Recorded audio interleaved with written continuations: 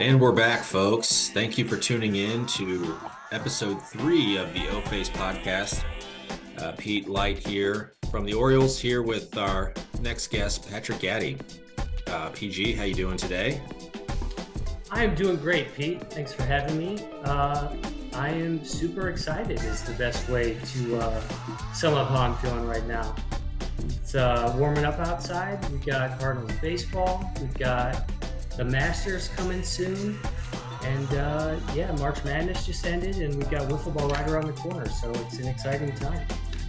Yeah, March Madness was exciting. A lot of hype on brackets before, and then it kind of ends usually after the first day. How the brackets turn out for you? Actually, not too shabby. So, fun fact, I won both of the bracket pools I was in. And that is solely due to the fact that I picked UConn to win both bracket pools. Because Dan Hurley, the UConn head coach, reminds me of Sam Skibby. So thank you, Sam. I'm about $1,200 richer thanks to you. Yeah, if you mirror Sam Skibby, I think you're doing okay. So yeah, Sam's the man. So let's recap here. We're in the middle of our podcast segment. We've got Patrick Gatti here, followed up with a few more episodes after this. But Patrick, PG, I think, some people probably don't even know that your name is Patrick Gatti. You've been PG for ever since I've known you. I think maybe the viewers might like to know where that nickname stems from. Pete, you'd be surprised the number of people don't even know my real first name. Yeah. But to answer your question, good question. We're going way back here. So to all my Barrett's Elementary alumni out there, in fifth grade in my homeroom class, we had 3 Patricks in our class, and I could even still name all 3 of us. But anyways, long story short, to keep track of all the Patricks, our homeroom teacher, who was Mrs. Bogosian, started calling me PG. So, and it stuck. So we can thank Mrs. Bogosian, the 5th grade teacher, who is now retired from Barrett's Elementary for that. Nice. Well, good to know, because I had forgotten. And been best friends for a long time. Who knows? I don't know if I ever even told you so, but now you know, Pete. No. Well, we're going to dive into the meat of this. We call it the O-Face podcast for a reason. So we're going to get into some of those faces here. Starting off, maybe one of the not so great memories from our season, but man, with that Macaulay Culkin shock face, I think we took the Marlins a little lightly in our regular season game. That it was the second or third annual Bloody Mary game early in the morning. A tradition that seems to be on the ropes. I'm not sure if it's going to continue, but it seems like we took the fish lightly. But what was your reaction, when that game ended, PG, on that might have been a Sunday morning? Yeah, so I recall that being kind of an early morning game, either Saturday or Sunday. I guess it was Sunday, like you said. I actually just went back and watched the game video last night, and like you said, we had the Bloody Mary bar, courtesy of Mark and Pat Light. God bless them beforehand. So, I would hate to place any blame there, but it is what it is. It is. But also, we just kind of came out a bit sluggish. I think that we had a couple opportunities that we didn't capitalize on. We stranded some base runners. And Josh Anthony, or Jay Money, as we like to call him, he pitched a great game. We got to give him credit. It ended up being a low-scoring affair, and the Marlins came out on top. So in the grand scheme of things, although we did lose the game, I think it was a positive thing for us, the Orioles. And I'll kind of get into this on the next slide, but we made sure not to make that same mistake when we faced them in the playoffs. So it was a bit of a wake-up call for us, but yeah, absolutely, like you said, we took them lightly, and also, we just didn't realize the full potential of Jordan Smith yet at that point. I mean, we'll talk about him later, but what a year he had. Yep. I mean, Jordan and Luke, it was quite a show. I mean, I think you have Fat Jay. He's got a real nice sweeping Fat slider Jay. Fat J, Yeah, my bad. you know, My bad. I have patented the J Money nickname for Jordan Smith. Hmm. You know, pre last year, called that one but miles away. But yeah, Luke, I think Luke just needed his guy, and now Luke goes from not being ranked as a top player to being top five player, you know, overnight, over the course of a season. So it's interesting what a season can do. Yeah, absolutely. And And I know Patrick, I we know Luke, know, like I said before, Luke's just kind of a natural athlete, you know. We know he's got that baseball background at yeah, KU, so you know he may have struggled in the past, but you know if he puts the right pieces in place around him, which he started to do, then you know watch out. The Marlins are a little scary. that's right. And you started making some comments. You said you're going to wait for the next slide, and I think I now we can understand why, because after that there was some promise. We got our revenge in the playoffs when it meant the most. Um, about as happy as this guy, um, because kind of happened out of nowhere. You know, all we need to do is beat the Marlins as a division winner and the number one seed to get into the finals. So we had a bit different strategy, I think, in that game. What are your thoughts on that first playoff game and that victory for us? I think that honestly, there's not much to say here. I think that you know we made damn sure not to make the same mistake as before. I think at that point our sole focus was, you know, championship. Um, you know, we had tunnel vision, just focused on that, and there's just no way that we were going to lose another game to the Marlins, you know, to knock us out of play contention. So, um, you know, it was satisfying, obviously, that win. Um, but but yeah, again, I think it was a good thing that we dropped that first game in the regular season just to prepare us for this. Um, but yeah, we kind of touching on what I said before about Jordan and not knowing the caliber of player that he was, just to hit you with some knowledge here. So Jordan Smith last year in his, I guess you call it a rookie year. So he had 700, 14 dingers, 29 ribbies, and that's in 40 at bats. So I wasn't aware of this, but Jordan actually played in 2021, but he only had 22 ABs. But what he did in 40 at bats last year for the Marlins is pretty crazy. Like I said, 700 with 14 homers and 29 ribbies um, is pretty impressive. So, and at that point, you know, that point in the playoffs, we had seen how Jordan had been performing, and you know other guys like Luke and the rest of the team throughout the season. So we definitely knew the Marlins were a team that could knock us off like they did the first time around. So yeah, we just took it seriously and took care of business, you know, and that's about all there is to say, I guess. Yeah, you know, it was a good competition last year, and with the captains of those teams, John and Eli, you know, seemingly always going to be rivals for many reasons, both familial and you know employer related. They see each other a lot, and they've got a lot of things to say. You know, John, you know, had some comments about Eli on the latest Top 21 podcast, and that's just going to you know fuel things for the next time we play them. You know, coming up in a couple months. Yeah. So I actually wasn't even aware. Do they? So they work for the same company? They do. They did. And then John switched it up and then he came back. And sounds like instead of calling me and bossing me around, he can just call Eli and tell him to do stuff. So it's good for me. There you go. There you go. Oh Yeah. man. So PG, I think it's the time in the podcast where we go into potentially offending some people. Okay. Because as briefly mentioned, you know, that a nice podcast came out the other day from Ben Ware, Jimmy Stout, and John Light, our captain. I watched that. Yeah. And it was insightful. They broke down the top 21 player rankings that you see here on the screen. You know, this guy, he's like, I don't know. He's a skeptic. But it is what it is. You know, there were 13 votes. 13 people voted, about half front office, half average citizens. Um, and this is what we came up with. Overall, you know, seems okay, but kind of was curious on your first, you know, your initial reactions from looking at this list, PG.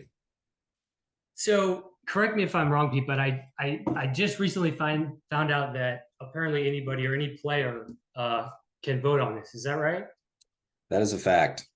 Okay, good to know. So Maybe I next think year. that with that being said, I think that you've got to keep in mind that the end result of those votes, which is these lists we're looking at here, is probably not a super accurate representation of the actual rankings due to some form of bias, whether it be voting for yourself, your teammates, or whatever, or as John Light brought up in his podcast with Jimmy and Ben Ware, recency bias, only taking into account the most previous season, as we touched on before. So, but anyways, to answer your question, my initial reaction without looking at any of the stats, um, first of all, and no offense to Luke, I love you, man. At 5, I would say is too high. Um, we know he's a natural athlete, he's a baseball player, just a stud, but 5 is a little too high for me. And you've got Jordan at 7 there, which is fine. You've got 2 Marlins in the top 10 though. So I think that's would you say that's fishy, PG? I think that's fair to say, Pete. I think it's fair to say that's quite fishy. Yeah. Um, and then if we look at number 8 here, Chris Metter, I don't know if I can live with that. I think that's a little too low for me. I think that Chris Metter is pretty much permanently like a top 5 player. Yeah, I mean until a certain age, we'll say. He was just voted number 1 of the past 10 years. So I mean, if that kind of consistency. That's right. He's player of the decade. There you go. What else do you need? So I think that's a little surprising, and it's not like him or the Twins are falling off. It would be nice if they did, but they're not. So yeah, that, and then I was pretty interested in the ordering of, if we look at 10 through 12 here, we got the Pulley Twins and then yourself. So I thought that was really interesting. I think that I've always seen you as Scott as, really comparable players. I don't know where Kevin has fallen in the past on this, including last year, but 11th seems kind of high. No offense, Kevin. Again, I'm just going off my initial reactions to what I'm seeing here. I know he had a great year last year. Obviously, was a big part of the Yankees championship run and their win ultimately. And then if we look at, so I'm seeing Cole Layton at 15, and then we got his brother Cam down there at 21. I would argue that you could flop those guys. I would put Cam higher. And I know that, Cam is a fast pitch stud, but we've yet to really see his full potential, I think, in the medium pitch league that is the Skinny Wiffle Ball League. So I think it's just a matter of time. Maybe it's not this year, but Cam's going to have a breakout year, I think, at some point, and he'll really jump in this list. So, I would bump him up, possibly even swap him and Cole. But yeah, that's about it in terms of my initial reactions to this list here. I like that. The old brother swap. That's interesting. Yeah. Swap there. I think you made some good points, and the folks with the asterisk next to their name, including Kevin Pulley, who mistakenly doesn't have one, but he should. Those are people that all were not ranked on this list last year. So interesting. Okay. So with guys like Luke and Kevin, the 1 year recency bias, the domination last year, clearly, if people forgot about him in the year prior, they're not forgetting about him this year. Jordan really, he had a part-time role and didn't impress too much in his first year, but obviously he sprung pretty high. And then even Ty, yourself, guys that, obviously with you having the year off prior, I mean, it takes, and even Jimmy pops in. There's some new names. In fact, last year's 14 through 20, all 7 of them dropped off the list completely, except for Cam, who just dropped down about 6 spots to 21. So there was a big change in the bottom tier falling off, new blood coming in. Yeah, there's a lot that goes into this, PG. I mean, the podcast I just listened to, a little critical of the process, maybe pointing out some internal control failures that we may have as an organization. let's take Eli. Love you, bro. He picked four Marlins on his list of 21. Oof. And how many other voters do you think put four Marlins, PG? You think zero? Yeah, it's Yeah, zero. I'm gonna go with nil on that. He had Josh He was the one guy that gave some love to Josh Anthony, Fat J, understandably so. But it just seems like we didn't quite have the controls in place to identify that nepotism and favoritism and really unreasonable vote selections. There were actually Yeah, I'd like to see. It'd be nice to. Sorry to interrupt you. It'd be nice to see either some more engagement there, so that we could get a bigger sample size of votes. Which could help or hurt depending on how people vote. Either that or implement some rules. Restricted to like front office and captains only, or front office and captains, and then maybe it could be something interesting like Hall of Fame eligible voter, something like that.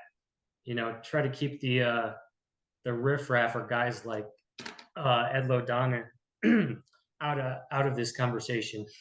Yeah, it's we get about a 15 to 20% response rate if you think about all the players in the league, and that's probably pretty Is typical. there do you Typical guys send, is there something posted or anything like that on the website, or how do we vote on this? I think it's group me communication, maybe a tweet here and there. Sam's been going door to door at some level, knocking on doors, letting people know.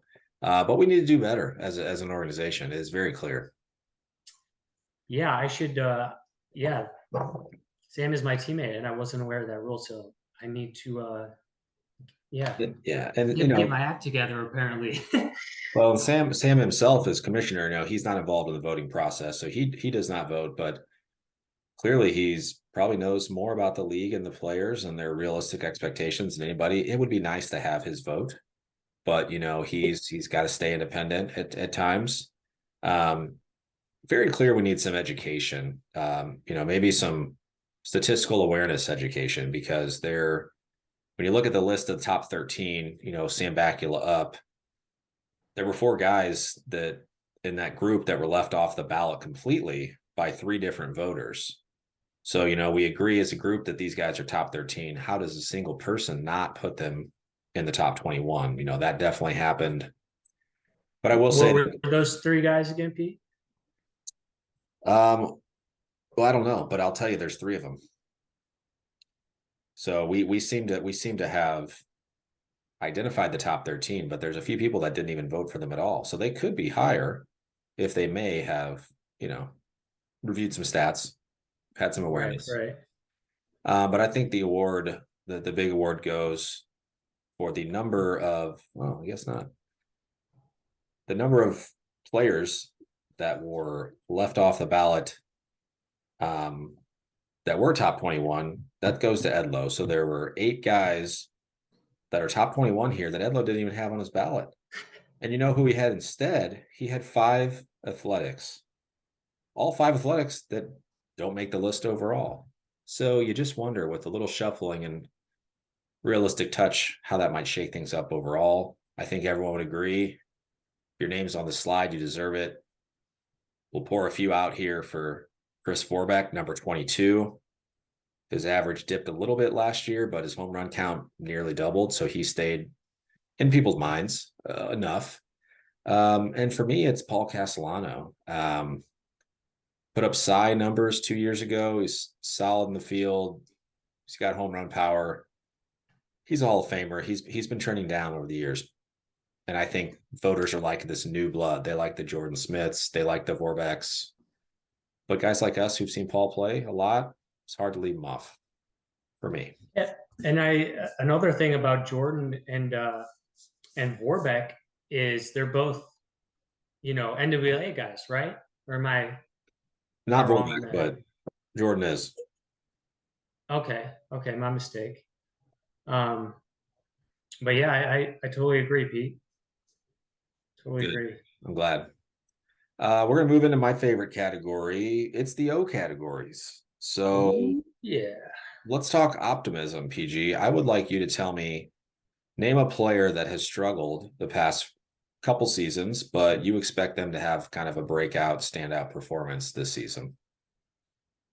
Oh man, this is tough. I don't like to, call anybody out or anything like that. So that's not what this is. But if I had to narrow down a few guys, and you could say who have struggled, I don't have their stats in front of me, but in my mind, I'd have to say BK, Brian Kinney, Yep. um, dominant left fielder. I think if he can maybe get his hitting stats up, I think the past few years they've been down a little bit. He can get the Rockies back on track. The Rockies really need some help right now, and BK is obviously a huge part of that. I've also got Derek Cornell. The White Sox are a team I think that people, including myself, have really high expectations for. I think that they could easily be considered a tier one team up there, equivalent to Yankees, Twins, um, Orioles. So Derek could be a big part of that. We all know, bringing him in when we played with the Brewers in 2020 and how good he was right off the bat. Um, and as a lefty, but also I'm interested to see what Derek can do on the mound. I know he's got some pitching potential there. So I think the White Sox really need to tap into that and see what Derek can do on the mound. And then one last person I would go with, I'd have to say Paul Castellano. Yep. Um, the A's, been struggling. I think that if Paul can avoid his strikeouts, get the strikeouts down, and get back to doing what he does best, which is hitting dingers, then that's vital to the A success and them getting back on track. So um, yeah, I would go with those few guys right there. All good choices, all guys that are, on my list. So next topic is over under. So we're gonna fly to Vegas real quick. I'm gonna give you three teams, got their Vegas win total projections, how to see if you're feeling the over or the under. We'll start with the Sox, who you just mentioned.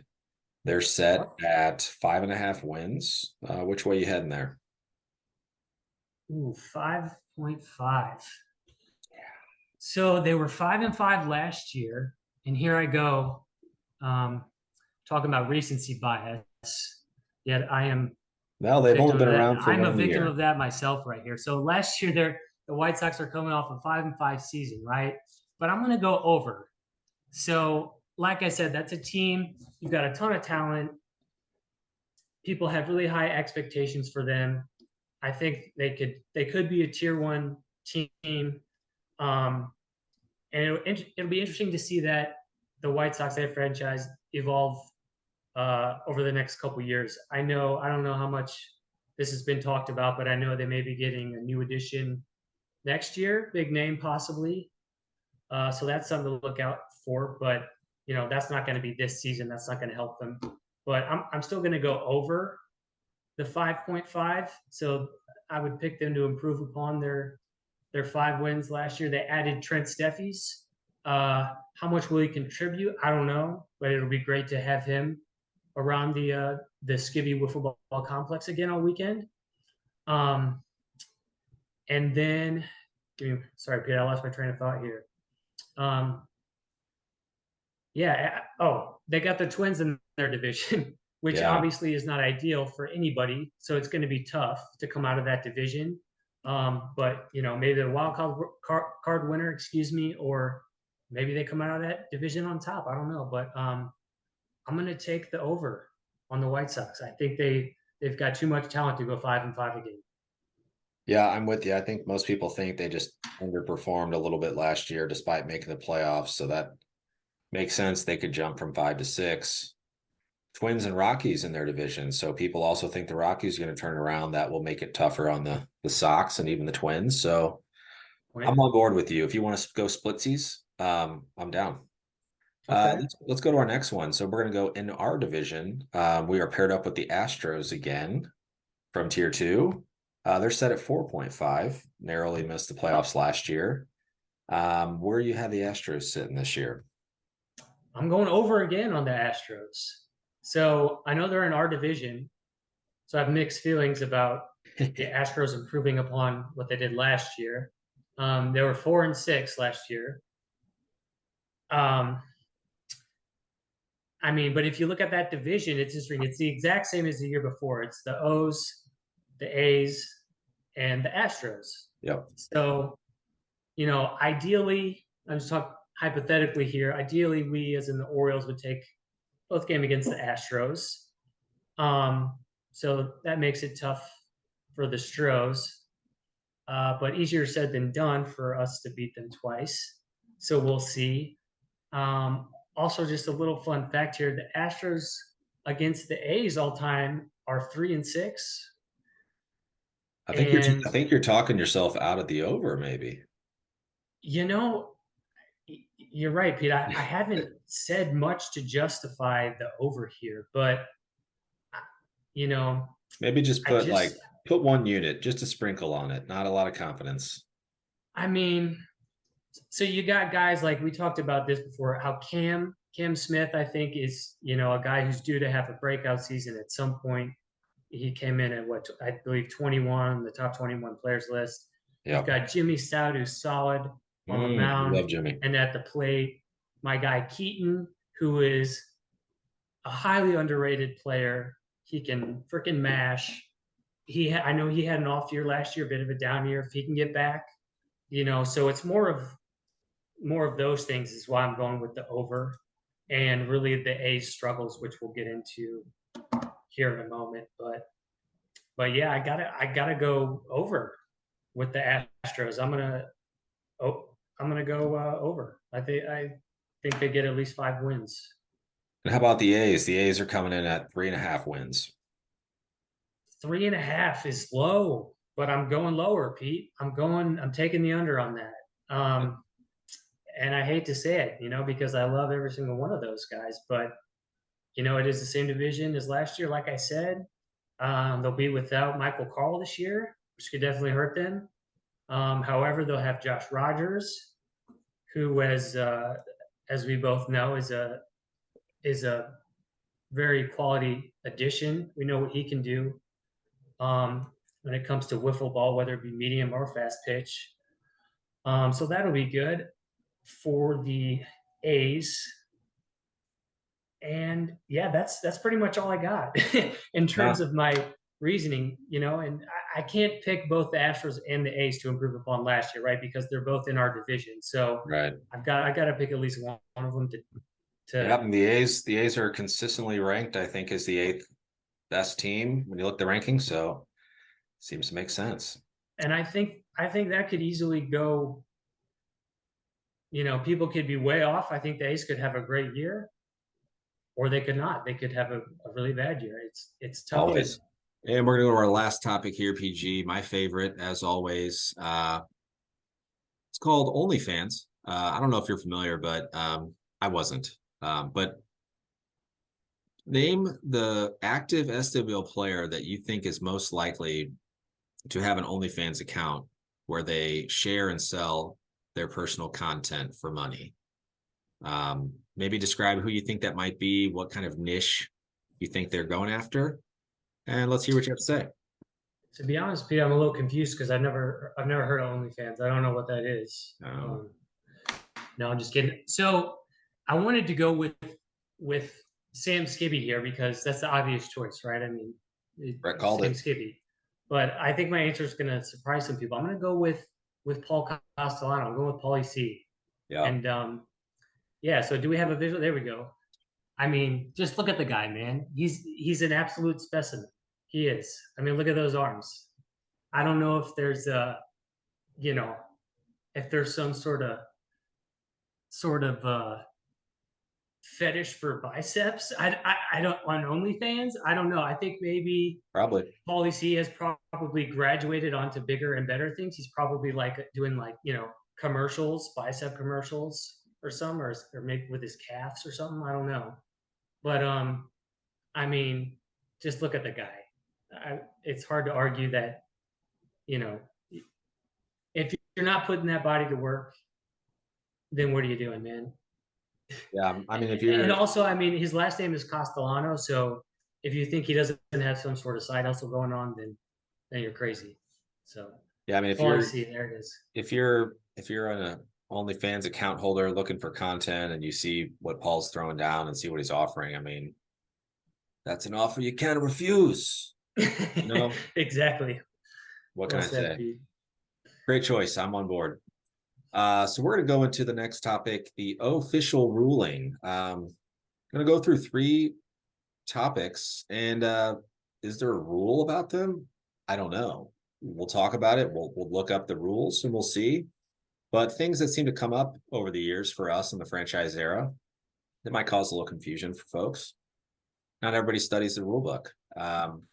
So first one, batting out of order, PG. I know we've seen this happen a few times. We've been a part of some. What's your history on running into this issue, and are you aware of any sort of rule that exists? So I think that a rule exists now, but I know that not too long ago there was not a rule. But yeah, I specifically remember running into this on several occasions. Not last year, but with the Brewers, we batted out of order a couple times. Teams we were playing against did it a couple times, and I have I think it was 2020. I remember a game where somebody batted out of order on our team, and we were called out. Rightly so. I think that's if there's not a rule, that's what it should be. You bat out of order, you're out. Period. But so we batted out of order, we're out. Then later that day, we were playing somebody else, and they batted out of order, but the dude ended up on first base somehow, and I was like, wait a minute. So like I said, I'm pretty sure that rule is taken care of, so we don't have to worry about that anymore. But here we Well, go. here you go. I Um, looked at the codification there. If you bat out of order for a single pitch, you're out. But if that inning goes through and no one realizes it till next inning, yes, you have snuck on by and you'll be okay. There Interesting. you So go. yeah, just gotta pay attention. So yeah, it's All good not right. to change the order too. Once you set it and forget it. Number I two. agree. All right. So when the team is not ready for game time, we got some. Rockies. Yeah, we've got some people that are early birds and some that aren't. Any idea what the rule is, PG, or you have any experience with this one in the past? I do have some experience with a team that I just mentioned there briefly. Coughed. Yeah. But yeah, no, not to call them out. I mean, um, yeah, I don't know what the exact rule is actually, Pete. I want to say it's you got like 10, 15 minutes, and then after that, it's an automatic disqualification. If not, then that's what the rule should be, probably like 15, 20 minutes. I know we're trying to speed up games, so potentially shorten that. In my opinion, I like to be there, ready to go, stretching, getting loose way before the game's scheduled to start. So, personally, I don't think anybody should really ever be in this position. Just show up on time. But if you're Things. late, I'd say give it 15 minutes. And you must be a psychic. Maybe you wrote the rule book, but I think you're spot on. I mean, at the end of the day, 15 minutes comes and goes. That winning team gets a 5-0 win, which sounds great, but people like us, every team is wanting to pad that run differential. Could kind of be a negative outcome. If the Yankees are about to play the A's or the Expos and they need a lot of runs, but they're only allowed 5 and it's not their fault. That's unfortunate. You could maybe worry about some teams taking advantage of that on Monday morning. So we're gonna have to keep our eyes out for that. Twins maybe would pull that. If they were playing the Marlins and they could kick them out of the playoffs, I think they would love to do that.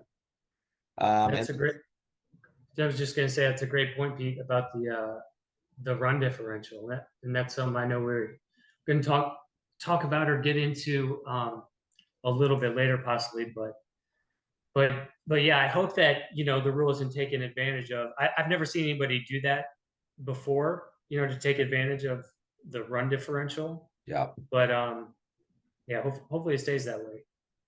And here's the last one here. I think I learned about this one towards the end of last season, but I'm in left field and Sam's pitching and he grabs a ball and chucks it over at Steve Hayes on first base. And nothing happened, but it's like, what are you doing? Evidently there's a So rule where you can pick people off. I don't know much about it, but any insight on that, PG?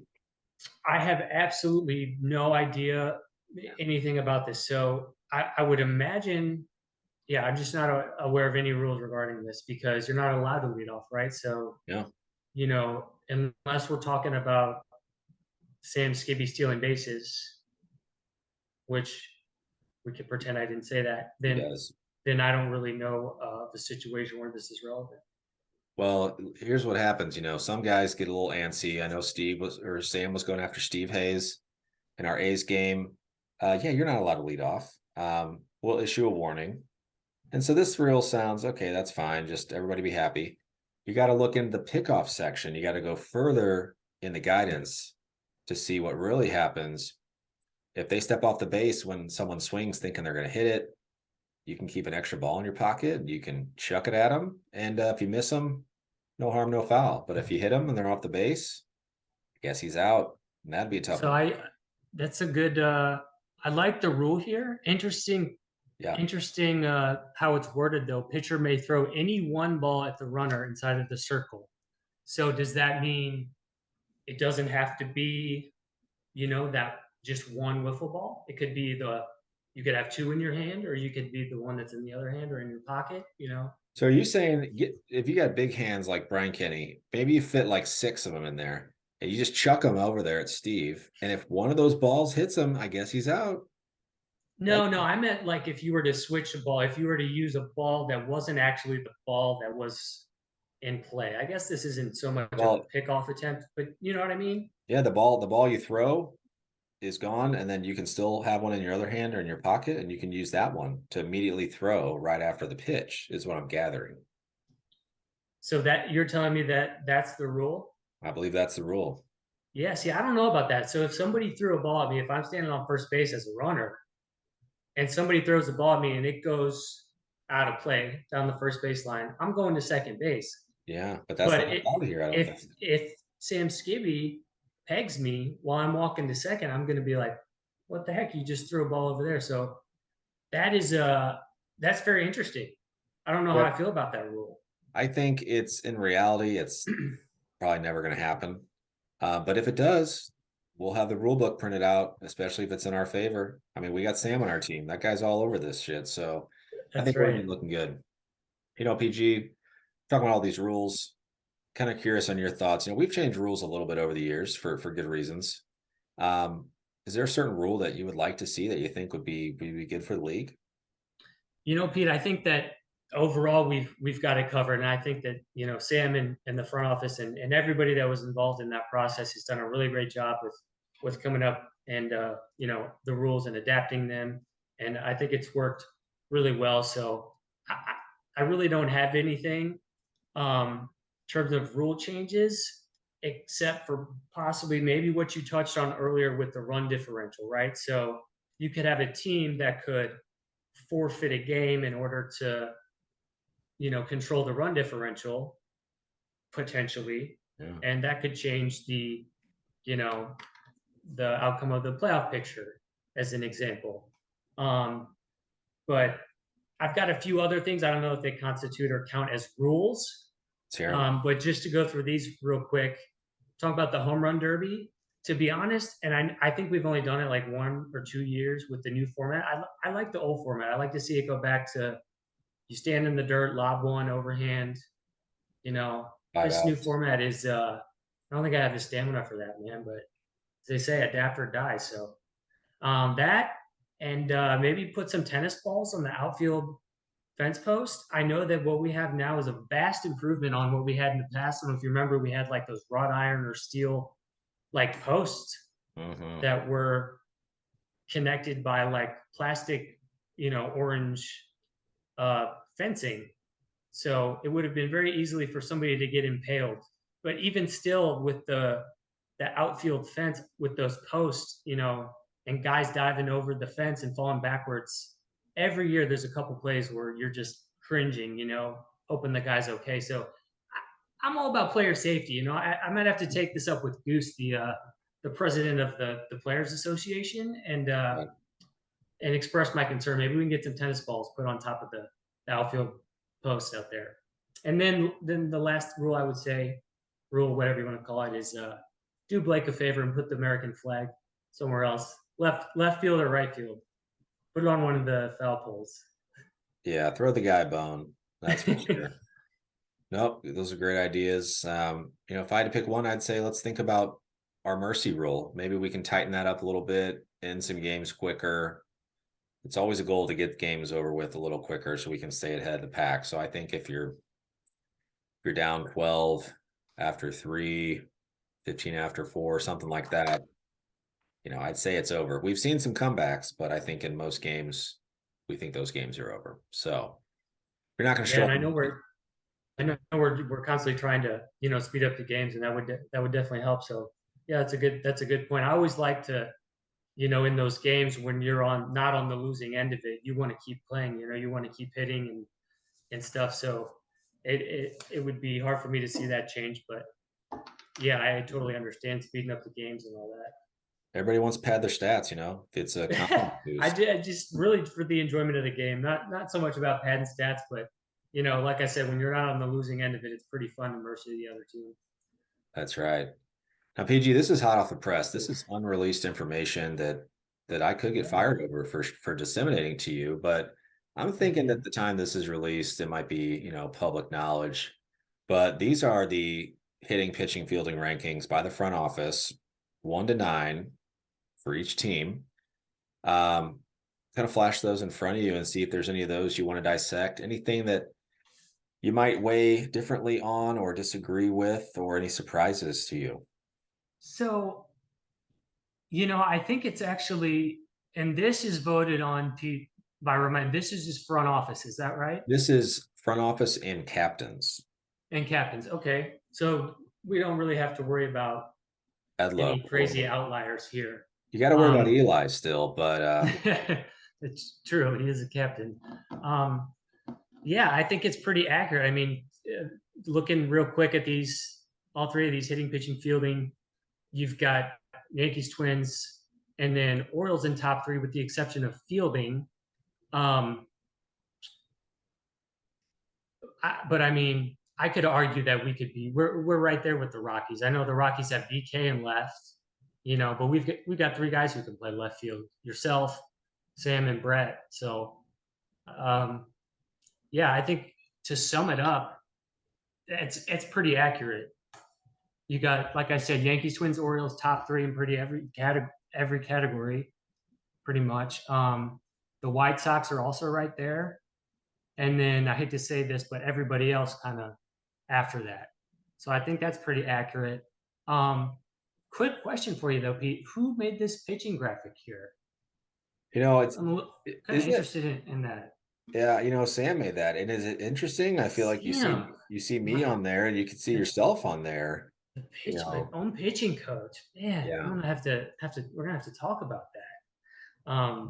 No, I'm just kidding. Obviously, I didn't pitch last year, because my wrists were messed up. But I will be available off the bench this year. But in terms of pitching and the Orioles, I would say if it ain't broke, then don't fix it, right? What Sam and Brett did last year was incredible. And to throw some stats out there, please. 6 complete games. These are combined stats: 47 innings pitched, 24 Ks, ERA hovering right around 5, and a combined record of 8-2. So there's no arguing they were both dominant, you know, all of last season on the mound.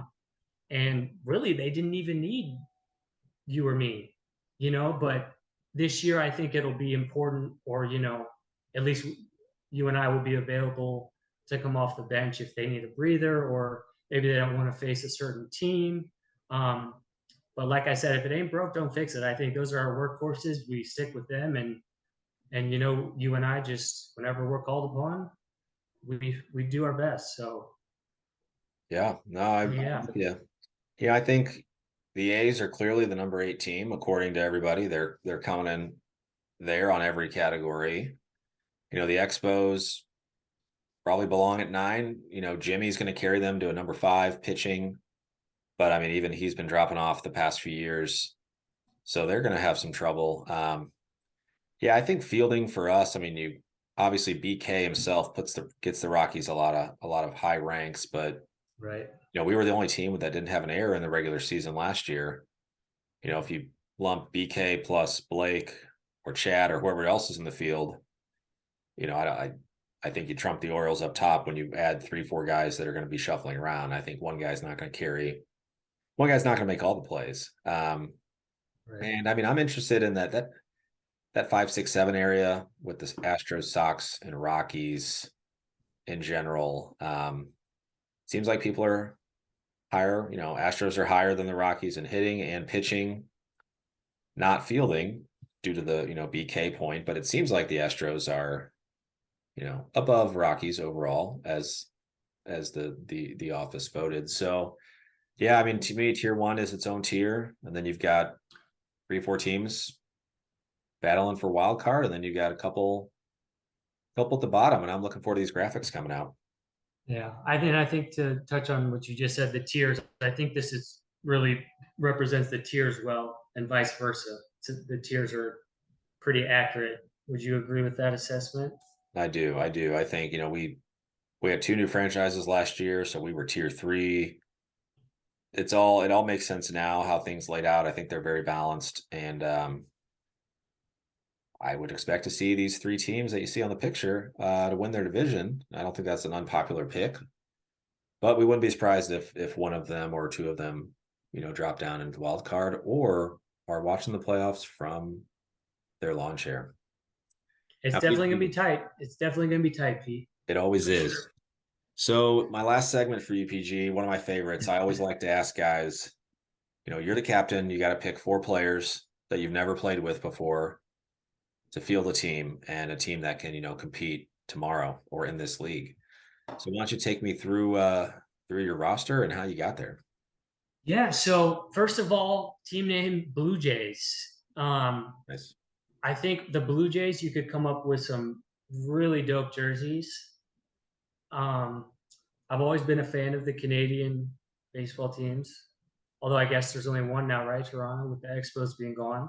Um, so that would be our team name that's unused. There was a summer league team, the Blue Jays, that Brett and I played on one year, but that doesn't count. So yeah, we'd be the Blue Jays, and the group of guys I picked, Pete, you put it really well. You worded it, called them as kind of a blue collar group of guys, more or less. So Yeah. I changed things up a bit here and picked those guys to try to spice things up, and it'd be easy to pick the Skibbies, Bogad, Metter, Brett Spencer, those guys. You know who you are.